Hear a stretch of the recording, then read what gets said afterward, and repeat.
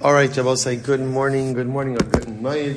Baruch Hashem, a great zechus to be able to continue Mir Hashem in Bava Basra before we get to today's daf. Thanking our sponsors, to thank our TALMUD Torah sponsors for the month of Tafshin Pei Hey, the Tilson Family, for dedicating all the Shur and Drashos this month as a zechus for besuros, tovos for Am Yisroel, Emir Hashem b'shal tov u'mitzlachos. Our TALMUD Torah sponsors for Tishrei, Dr. Linda Weinberg, in memory of her husband, parents Moshe ben Avraham, David, Avraham and Shaindy Kelman, in memory of their parents, Jerome and Bernice, Kelman, Alexander, Friderica, David, and our Daf Yomi sponsor for today, Schaffer, in the merit of a refuah sheleima for the loved ones in our lives. Beautiful. We hope in Yahrzeit Hashem, all of the Neshama Slavin Aliyah, all of those who need a refuah should have one together.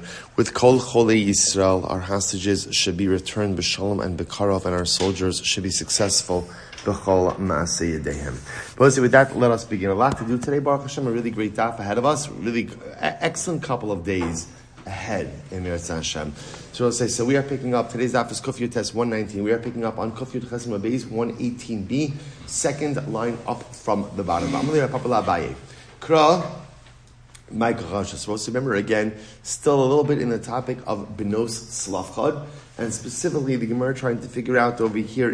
Remember, let me give you just the background. We're still in the midst of our three-way machlokas, which is how is Eretz Yisrael divided up? So remember again, we have Rabbi Yoshia, who says that it was divided up amongst Yotzei Mitzrayim, those who left Egypt. We have Rabbi Yona's son. It was divided up amongst those who entered into Eretz Yisrael, but with the retroactive allocation.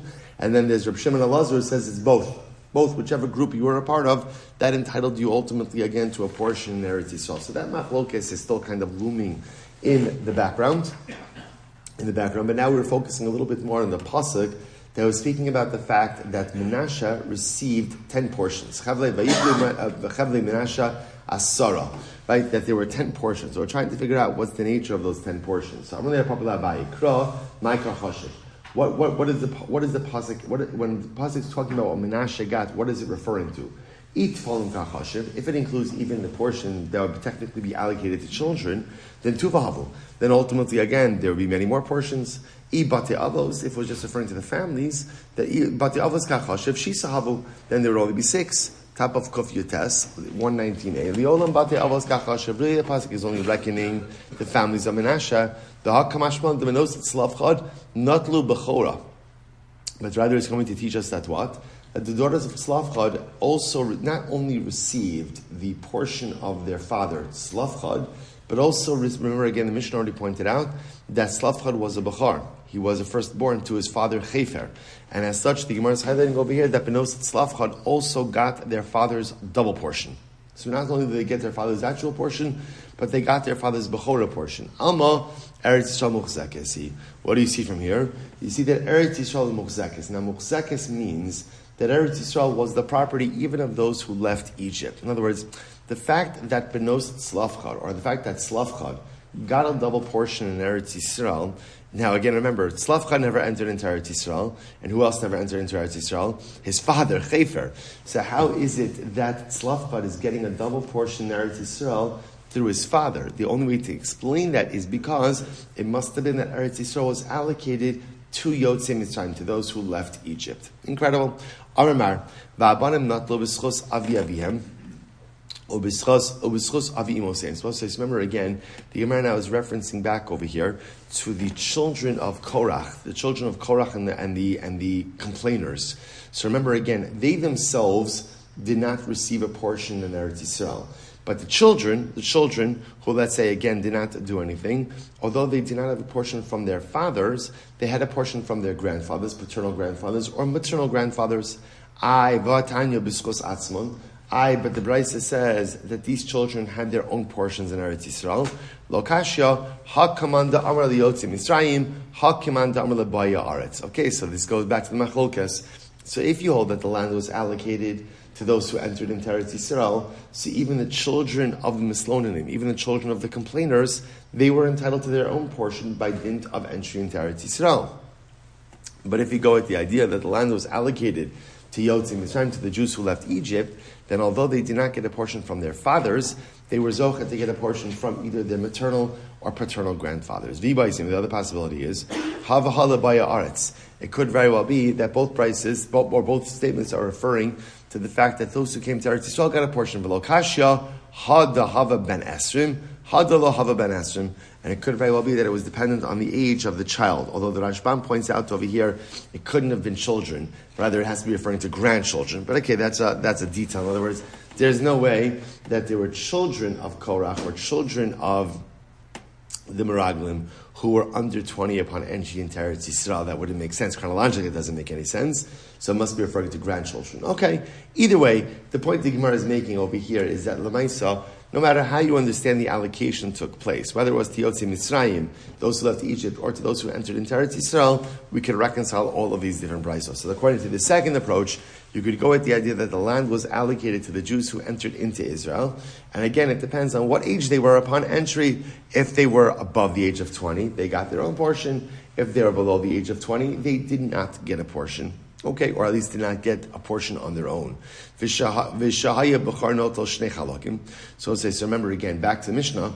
So the Mishnah said, Tzlavchad was the firstborn. So just to point out again, so our overarching machlokes about how the land was divided, that machlokes still has not been resolved. Right? That's still hovering around, and that's going to really shape our conversation going forward. So now remember again. So the Mishnah said that Tzlavchad ultimately again was a firstborn, and because he was a firstborn, therefore again he was entitled to a double portion in Eretz Yisrael, and therefore remember again, Benos Tzlavchad got their father's double portion. The Gemara says, but why? This is incredible. We actually had this last week. So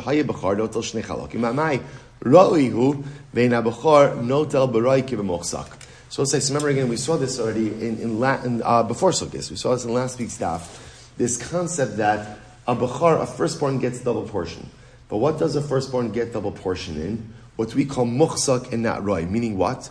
As a firstborn, you get a double portion in what is actually owned by the father, not by entitlements. So I'll give you just like the simple example of this. You know, if Yaakov died, Yaakov's the father. Yaakov died, and Yaakov has a son, Ruvain. Yaakov has a loan that is due to him in a year from now. So Ruvain, the firstborn, doesn't get a double portion in that loan, right? He doesn't get a double portion in that money that's coming in because that money is roi. It's designated. It's going to come in, but it's not here. The only thing that a firstborn gets a double portion in is estate property that is owned by his father at the time of the father's death.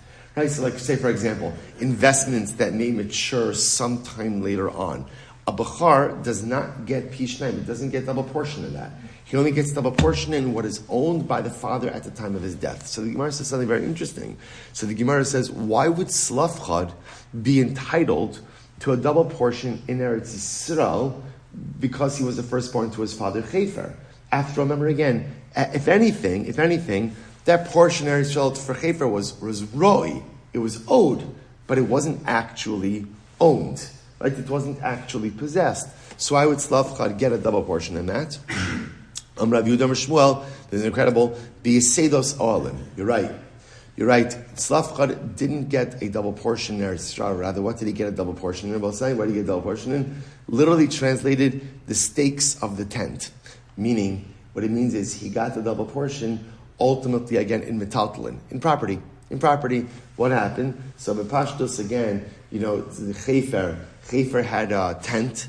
Schaffer had possessions, right? They left Mitzrayim with possessions, so that when Schaffer died, Tzlavchad got a double portion in his father's actual property. It's not referring to a double portion in Eretz Yisrael, because the double portion in Eretz Yisrael, that's roi. That's going to come later on. That's not owned at the time of Schaffer's death. Rather, what does he go and get a double portion? And literally, again, Schaffer's tent. I just want to point out to you how incredible this is. It's the Yom Tov of Sukkot.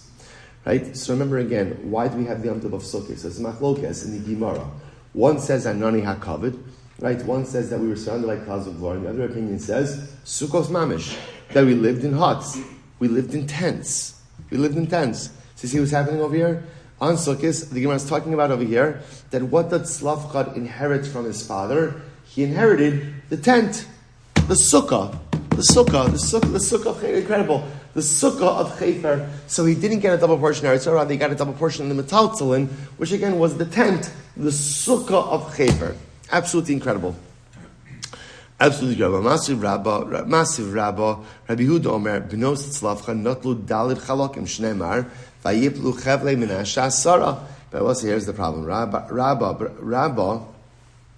Rabba says as follows, that we said before that the daughters of Tzlavcha got 4 portions in Eretz Yisrael, which indicates that Tzlavcha as a Bachar had a double portion in the land itself. So that means as a Bachar, he didn't inherit in the land. Rabba says, Eretz Yisrael, muchzekesi. This is absolutely beautiful. So Rabba said, you have to say that Eretz Yisrael is muchzak, not roi.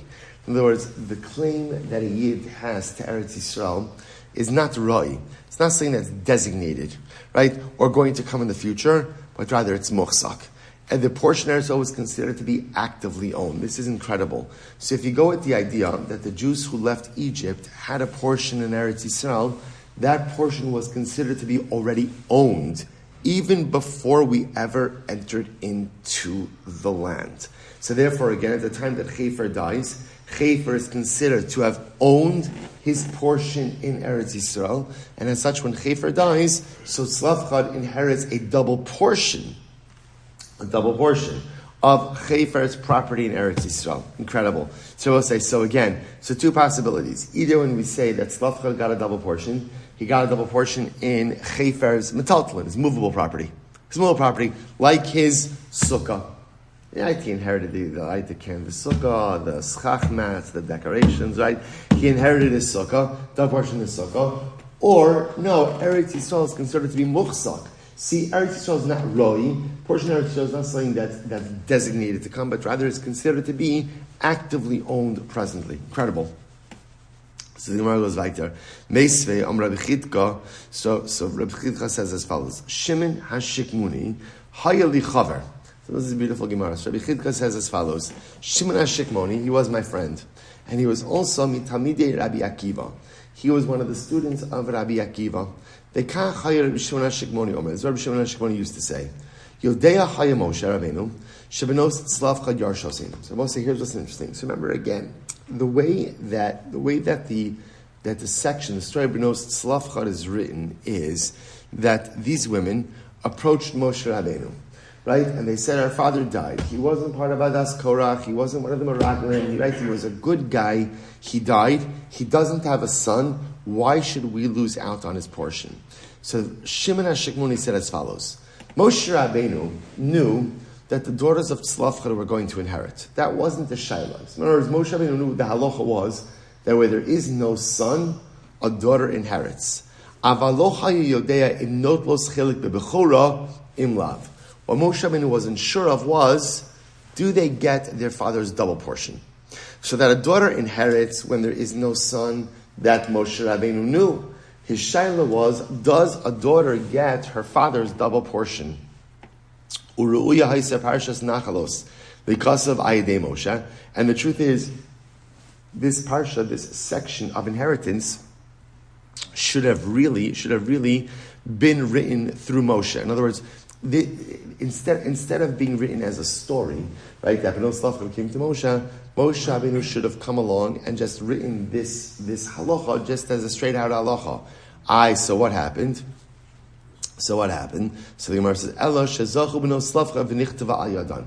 The daughters of Tzlavcha were zocha, right? They had the privilege that this section of the Torah was written through them. I was supposed to say, so these women were so righteous that the way this section is written in the Torah is, it's written as their story. They came to Moshe, asked the question, and the story is recorded like that. Furthermore, so we'll say, so therefore again, the Gemara suggesting over here is that halacha l'maisa, Moshe Rabbeinu knew, in other words, the halacha was known that if a father dies without sons, that his daughters inherit his property. What Moshe Rabbeinu was unsure was, if this father is a bachar, do his daughters get his double portion or not? Furthermore, along these same lines, V'yodeya haya Moshe Rabbeinu shemakoshesh b'misa. So also remember again, there's another story. There's a story of the Makoshesh Eitzim. This is the guy who literally who gathered or chopped down wood on Shabbos. So remember again, the pasuk says that they put him in jail because they did not know what to do with him. So the Gemara says they knew what to do with him. Moshe Rabbeinu knew that he was chayv a death penalty. So again, Shnei Mar Mechala Mos Yumas. Avalo hayodea be'ezo misahu yamos.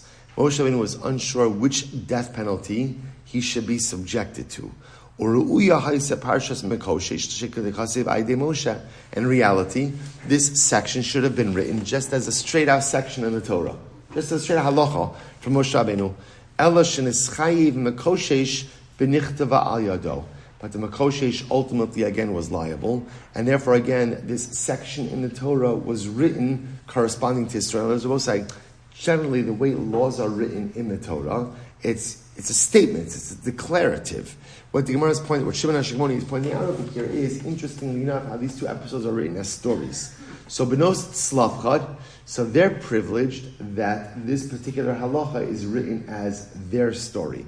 The Makoshesh, unfortunately, again, is liable. So this particular story is written as his story. L'lamdecha. What does this teach us? Amud Beis, l'lamdecha. Shemagalgalim schus ayidei zakai v'chol v'ayidei chayiv.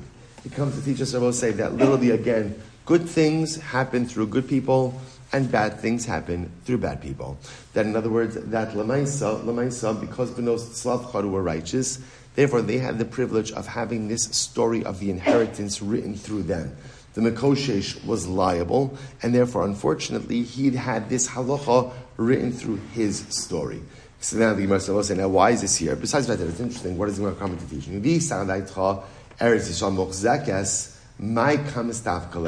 So the Gemara says, but if you hold, now again, if you say like what we said before, namely, that Eretz Yisrael is muchzak, meaning that when the Jews left Egypt, everyone who was entitled to a portion was considered to be in possession of his portion. Right? If that's really what you hold, then why was Moshe Rabbeinu unsure about whether or not those Slavchad got their father's double portion? Of course they got their father's double portion, because every Jew who left Eretz Yisrael was considered to be in possession of his particular portion.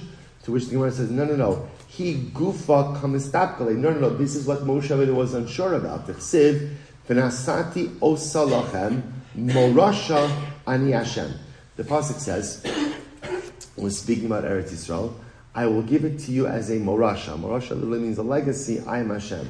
Yerushi hilachem me'avosechem. So on one hand, you can interpret that pasuk to mean that Eretz Yisrael is viewed as an inheritance that we received from our forefathers. Now, what would that mean? That would mean that the Jews who left Egypt were the owners of Eretz Yisrael, and we, the children who entered in, inherited from them. In which case, again, that would make sense. Then Schaffer, when he died, was considered to be in possession of his portion in Eretz Yisrael, which then means that Slavchad, as the Bechar, got double portion in that.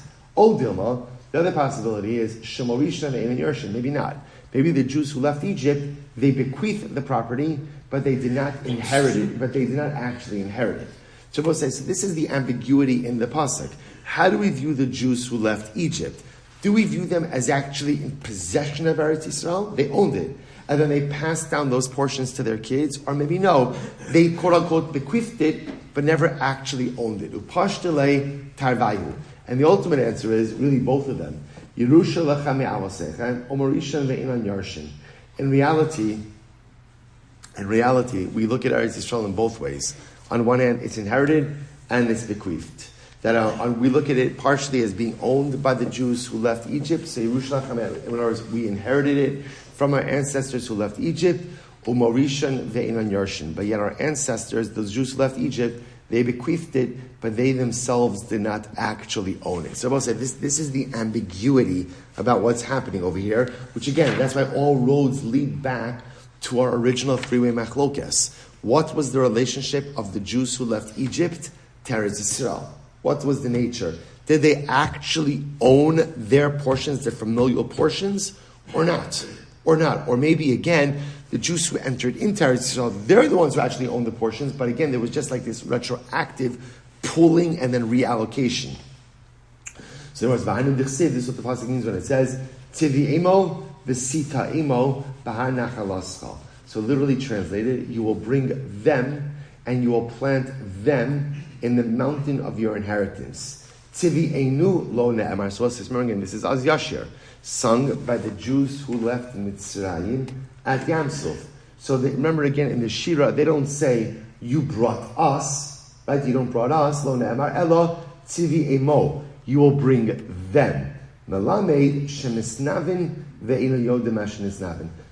So this is actually incredible. What the pasuk is highlighting over here is the Jews who left Egypt prophesied, and they didn't even realize that they prophesied. How so?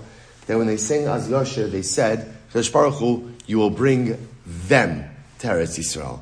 Now, who's the them? So now again, remember, this is at Yam Suf. So at Yam Suf, again, there was no Egel yet, there was no Meraglim. So as far as they knew, the plan was to fast track it to Eretz Yisrael. Prophetically, without even realizing that they prophesied, they said, you'll bring them.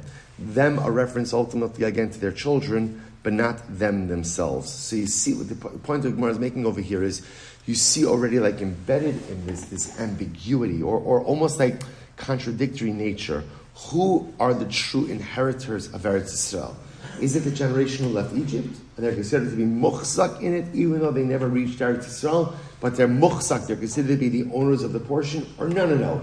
Not the Jews who left Eretz Yisrael, but the Jews, not the Jews who left Mitzrayim, but rather the Jews who entered into Eretz Yisrael. So this is our ongoing tension. And again, it has many ramifications. It has ramifications for how do you decide who gets what? And again, for Tzlafchad himself, so again, remember, when we say that Tzlafchad got a double portion as a Bechar, what did he get a double portion in? So if you hold that the Jews who left Egypt actually received portions in Eretz Yisrael, then it was muchzak, they were in possession of it, since Tzlafchad would get a double portion of that. But if they didn't really own Eretz Yisrael, then what would Tzlafchad get a double portion in? What did he get a double portion? He'd get a double portion in his father's sukkah.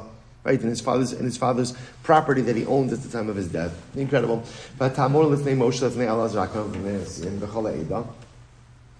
say, so the pasuk over here says that Tzlafchad, the daughters of Tzlafchad, came before Moshe, Elazar HaKohen, the tribal princes, and the entire assembly, Pesach Ol HaMoed. So, and then they asked their question. They said, what should happen to our father's portion? So the Gemara says, Afshar amdu lifnei Moshe. So as I said, here's what's interesting. The pasuk reads a little bit strange, right? Because the pasuk indicates that they stood before Moshe, they stood before Elazar, they stood before the Nesim, and then they stood before the entire congregation. So what it sounds like is, they asked Moshe, Moshe didn't know, and they kept going down the line. Someone says, doesn't make any sense.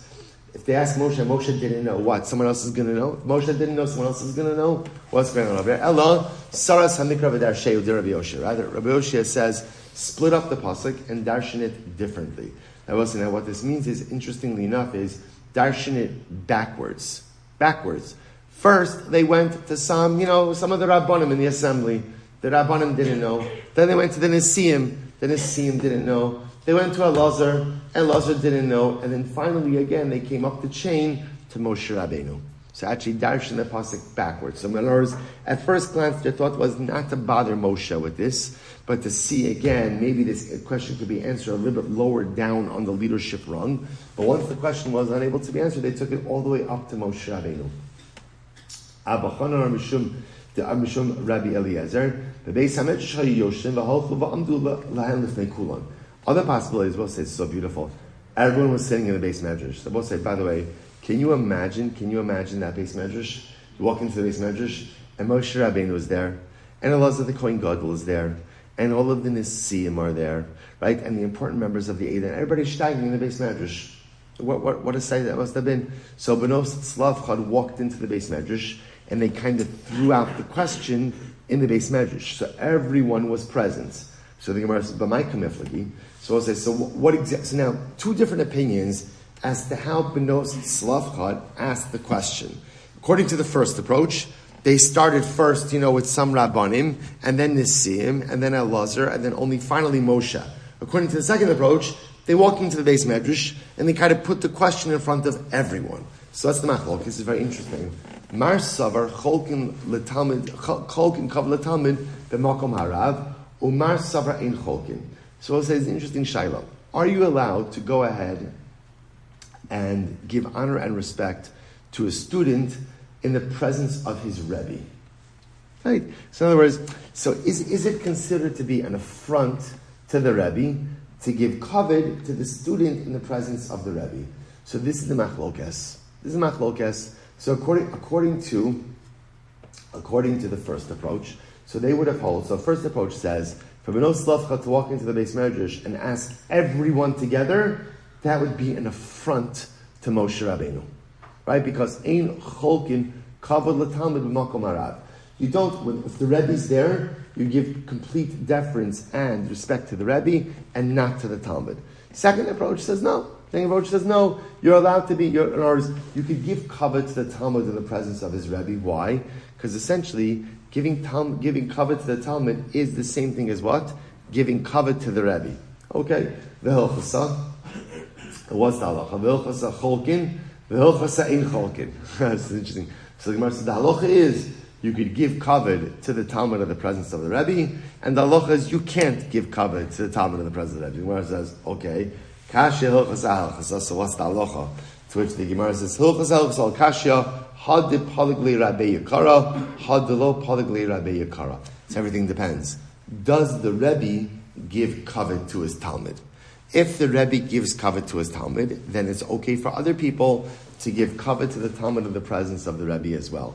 However, if the Rebbe does not normally give kavod to the Talmud, then ultimately someone else can't give kavod to the Talmud in the presence of the Rebbe as well.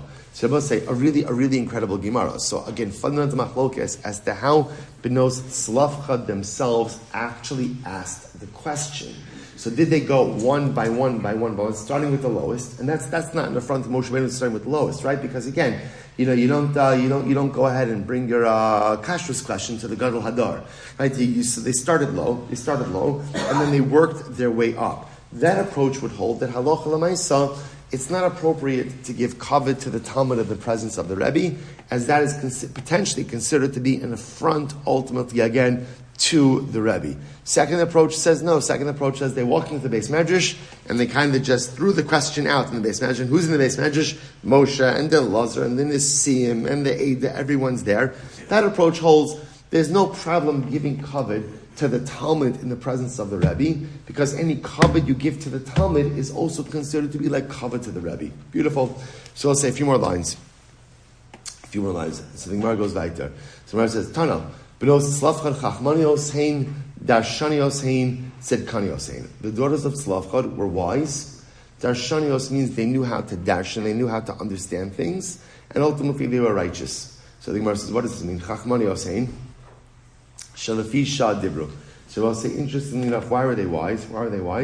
Because they knew exactly when to speak. In other words, they knew exactly when to bring up this issue. How so? Listen to this. Rabbi Shmuel Silber, we'll say first wide line. So listen to this. The daughters of Slavchad, Dafka came when Moshe Rabbeinu was teaching the halachos of Yibum. Why would it happen by Yibum? Shneimar, ki yeshu achim yachdav. So let's remember again. So what happens? So the Torah says, if brothers are alive at the same time, one of the brothers dies, ubein ein lo, and he doesn't have a son. So what's the halacha? The halacha is the surviving brother has to go ahead and marry the widow. So Moshe Rabbeinu was teaching the laws of Yibum. The daughters of Slavchad come along and they say, Amrlo, they said to Moshe, Im keben anu chashuvin t'nalo nachlo. If the daughter is the equivalent of a son, right? In this area of Yibum. In other words, so again, if you're going to tell me that because our father had a daughter, therefore our mother is not subject to Yibum, then treat us like a son and give us our father's inheritance. T'nalo keben.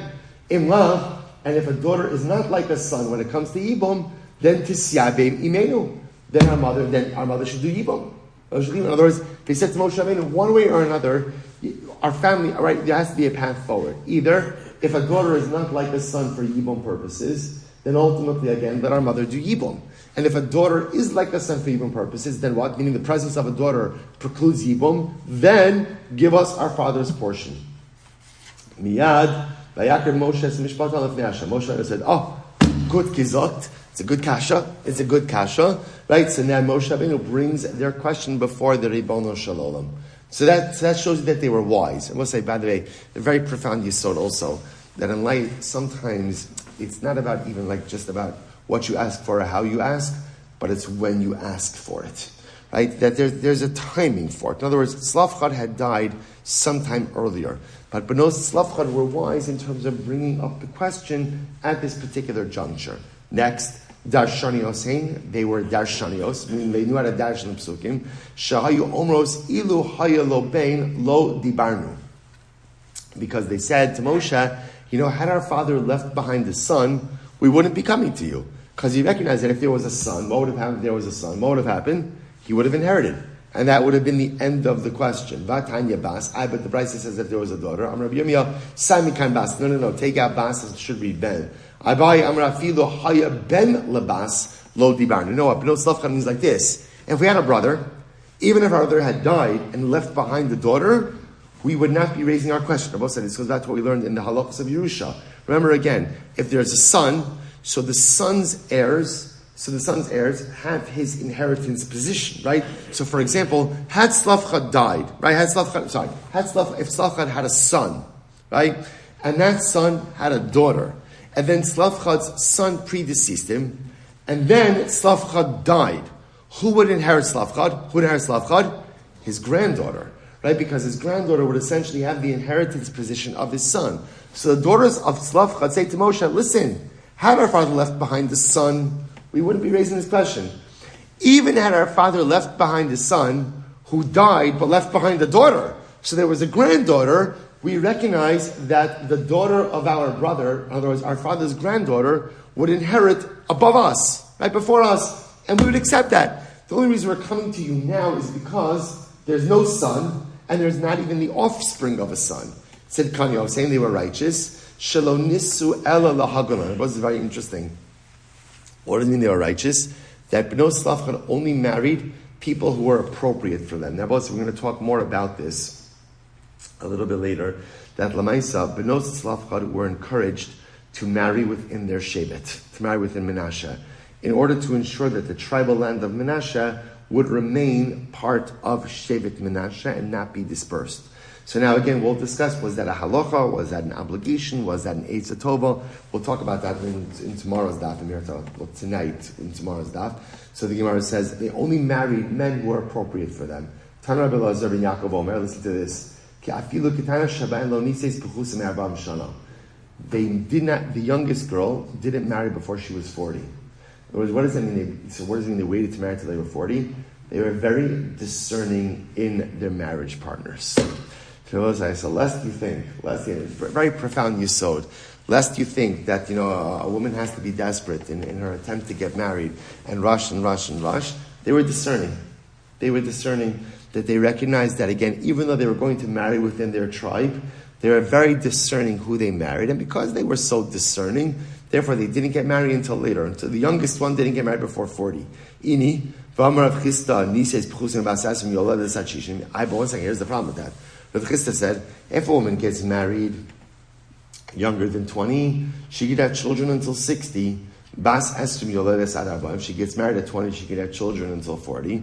Bas Arboim Shuv Inu Yoledes. But if she gets married at 40, she's not going to have children. I will say, now again, what does this mean? Is this Chazal echoing what was conventionally held scientific, fertility wisdom of the time? Or was this based on, I don't know. But Pashas, usually these kind of things are much more based on whatever was the conventionally held, scientific fertility information at the time. So what's going on over here? If they were 40 years old, then they wouldn't have children.